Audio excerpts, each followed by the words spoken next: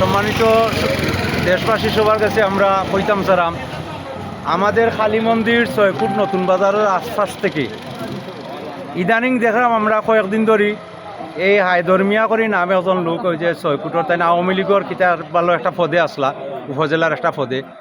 কদিন পরে পরে তাই নাকি একটা রাস্তার গাছ আইয়া কাটিয়া নেন কি, অন্য কদিন পরে আগে একটা গাছ তাই বালা একটা গাছ কাটা আরম্ভ করছেন। ইয়া আমি গিয়া ভিডিও করছি এবং তার নিষেধও দিছি যেগুলা সরকারি গাছ এগুলো আপনি কাটুক না। তাই কই না না এগুলো আমার হইয়া তাই কাটছেন। কাটার পরে আমি ভিডিওটা ইউনো স্যারের মোবাইলও, এসিলেন্টের মোবাইলও, ফরেস্টের মোবাইলও মতো আমি দিছি। পদক্ষেপ কিতা নিছে তারা আমরা জানি না। আরবার কয়েকদিন আগে যে তুফান দিছিল আপনারা জানেন, এই তুফানের সময় বহুত গাছ তাই কাটিয়া নিছেন কি।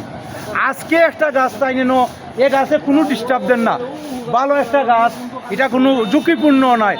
ও গাছটা ইয়া তাই কাটা আরম্ভ করছেন।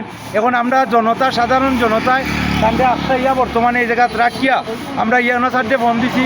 আপনার ইউনো স্যার, আমাদের চেয়ারম্যান সাহেব, এরা সব আইসেন, দেখি তারা কিতাব ভালো পদক্ষেপ নেননি। আমরা এলাকাবাসী ভালো একটা সুষ্ঠু বিচার পাইতাম। এগুলা সরকারি গাছ, পাবলিকে নিব কীভাবে, আমরা এটার জানার ইচ্ছা হলোর গেছে। আসসালামু আলাইকুম।